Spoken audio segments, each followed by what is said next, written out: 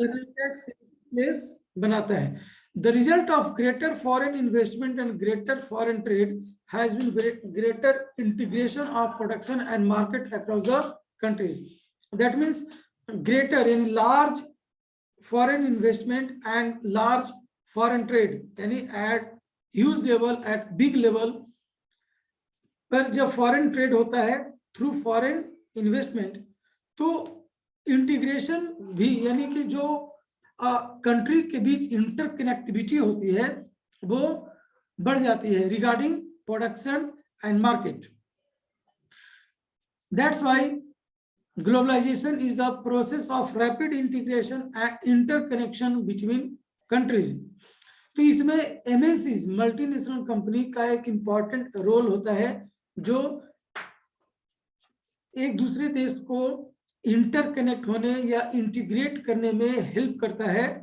More and more goods and services, investment and technology are moving between countries.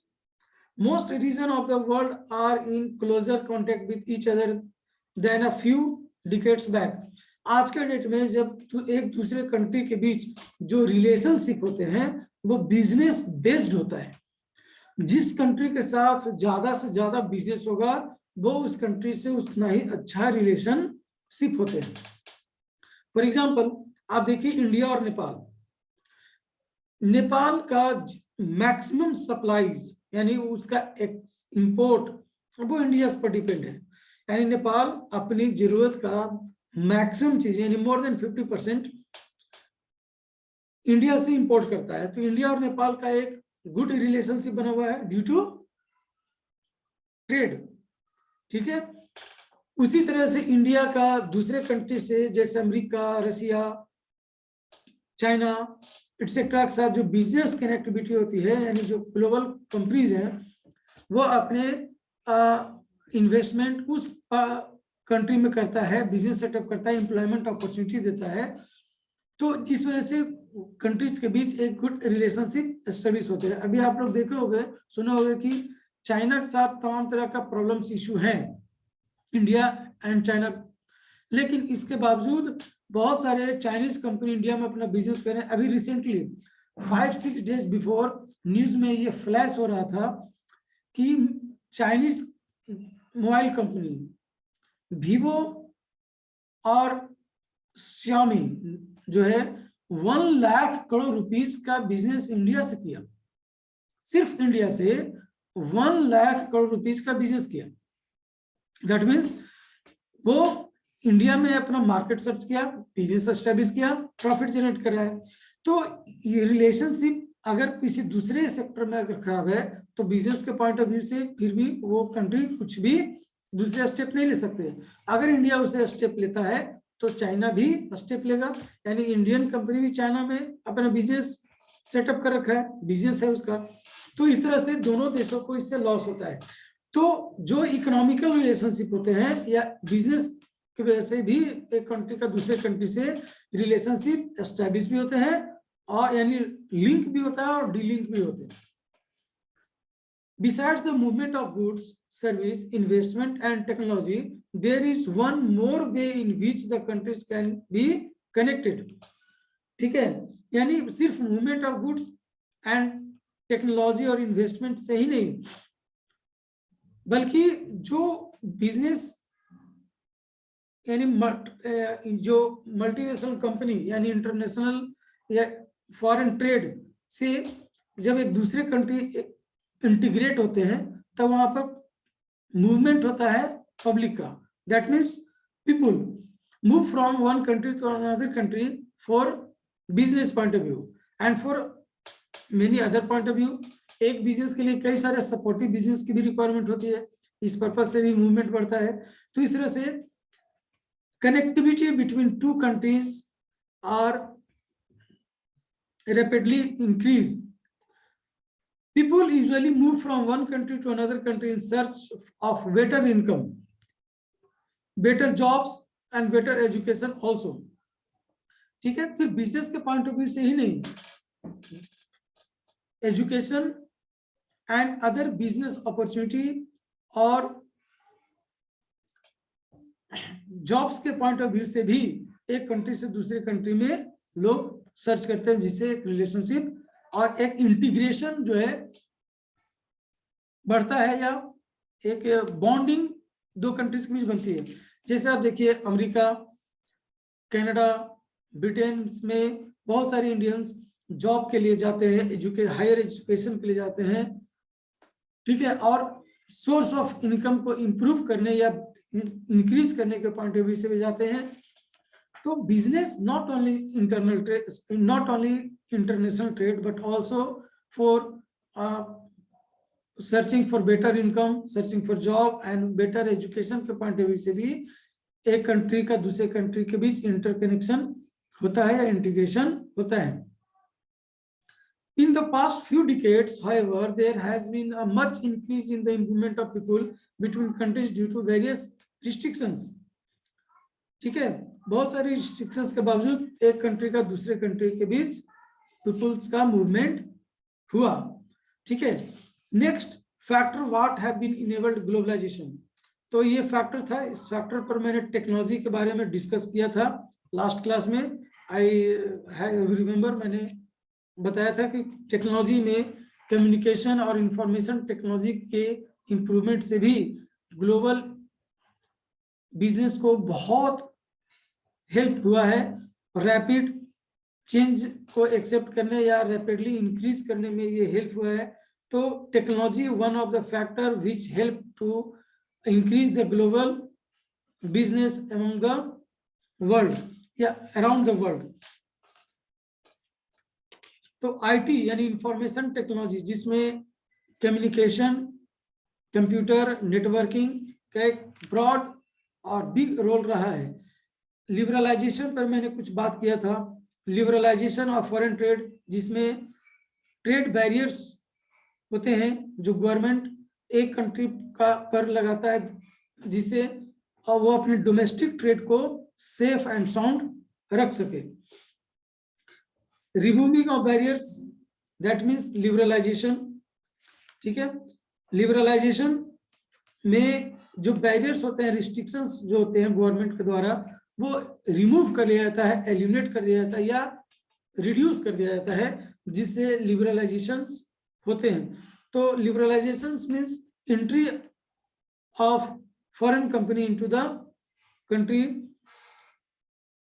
तो liberalisation से उसे permission मिलता है, अलाउ किया जाता है कि आप कंट्री में बिजनेस कर सकते हो, और जो रिस्ट्रिक्शंस या हार्ड एंड टफ रूल को एलिमिनेट कर दिया जाता है या रिड्यूस कर दिया जाता है, यानी बिजनेस फ्रेंडली रूल्स को बढ़ावा दिया जाता है। बिजनेस फ्रेंडली यानी वो सभी रूल्स जिससे बिजनेसमैन को अट्रैक्ट कर सकते हैं, उसका कैपिटल इन्वेस्ट करने में, फैक्ट्री सेटअप करने में अट्रैक्ट कर सकते हैं। ठीक है, अभी देखिए लिबरलाइजेशन का मैं एक एग्जांपल दे रहा हूँ। अभी टेस्ला कंपनी, एलन मस्क की टेस्ला कंपनी है, तो गवर्नमेंट ऑफ इंडिया में से जो 4 स्टेट है, पंजाब, बंगाल, गुजरात, ये एलन मस्क को यानी टेस्ला कंपनी को इनवाइट कर रहा है कि आप हमारे स्टेट में अपना बिजनेस सेटअप करो। इसके लिए गवर्नमेंट वो सभी सुविधाएं देगी, फैसिलिटीज देगी, और रूल्स वगैरह में जो आपके लिए प्रॉब्लम क्रिएट करता हो उसे रिड्यूस करेंगे, कम करेंगे या एलिमिनेट करेंगे, ताकि आप अपना बिजनेस यहाँ सेटअप लगा सकते हैं। ठीक है, that means they are offering to the company to invest their fund in the state of India. तो अलग अलग स्टेट है, तो जिस स्टेट में वो अपना फैक्ट्री या सेटअप लगाएगा, प्रोडक्शन यूनिट लगाएगा, उस स्टेट में एम्प्लॉयमेंट जनरेट होगा, गवर्नमेंट का रेवेन्यू इंक्रीज होगा। लेकिन ये तभी होगा जब उस कंपनी के अकॉर्डिंग वो या उसके लिए कुछ फैसिलिटीज प्रोवाइड करेगा, यानी जो एंट्री बैरियर्स है या ट्रेड बैरियर्स है वो कम करेगा या एलिमिनेट करेगा। ठीक है, नेक्स्ट पॉइंट है आपका वर्ल्ड ट्रेड ऑर्गेनाइजेशन, WTO। ये है क्या वर्ल्ड ट्रेड ऑर्गेनाइजेशन? देखिए, एक होता है इंटरनल ट्रेड पॉलिसी, हर कंट्री का अपना इंटरनल ट्रेड पॉलिसीज होते हैं, यानी जो भी कंट्री में ट्रेड होगा वो उस ट्रेड पॉलिसी के अकॉर्डिंग होगा, यानी जो भी प्रॉब्लम्स अगर ट्रेड के बीच होता है, कोई कंफ्लिक्ट होता है, कोई इश्यू होते हैं, तो उस ट्रेड पॉलिसी के अकॉर्डिंग सॉल्व किया जाएगा।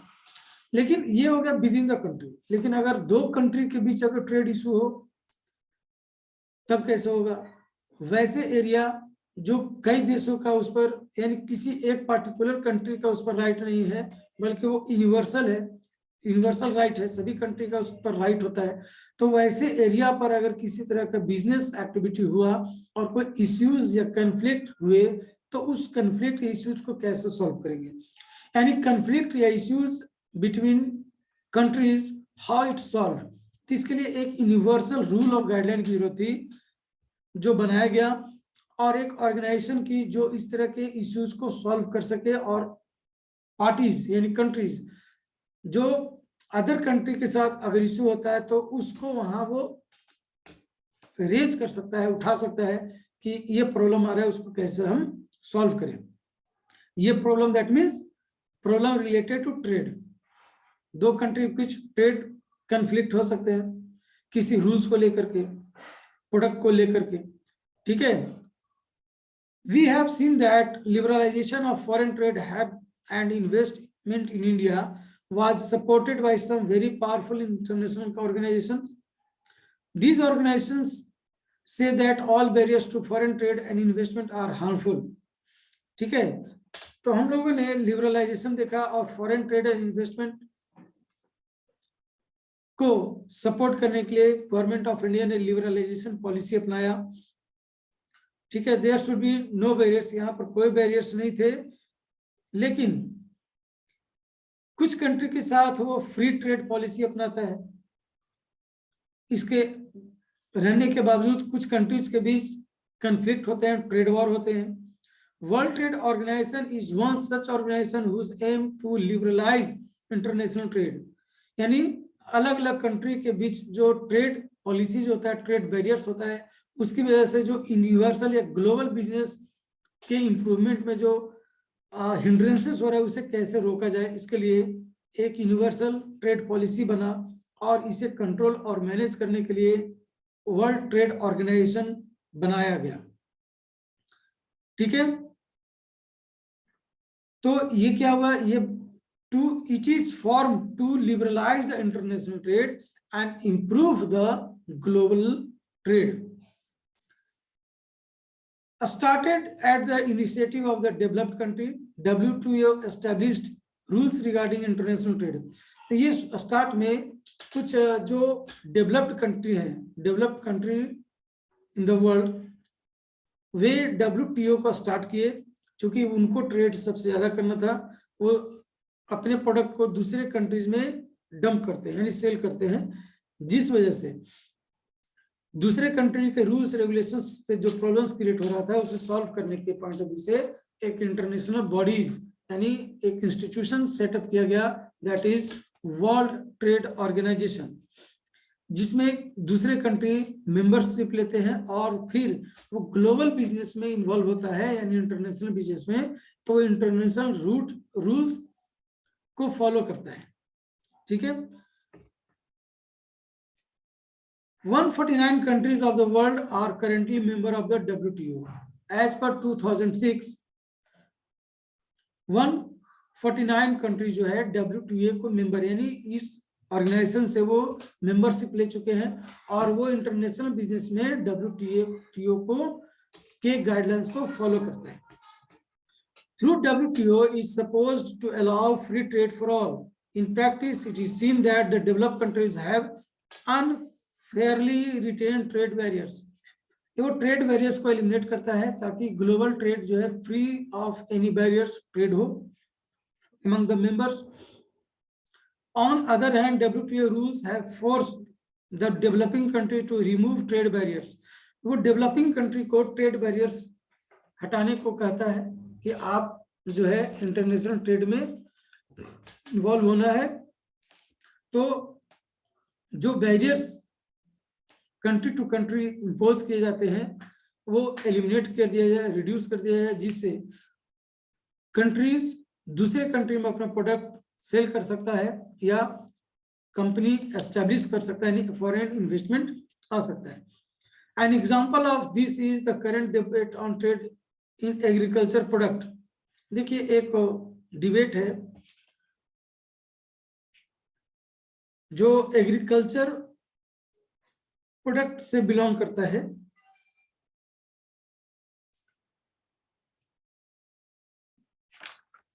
ठीक है,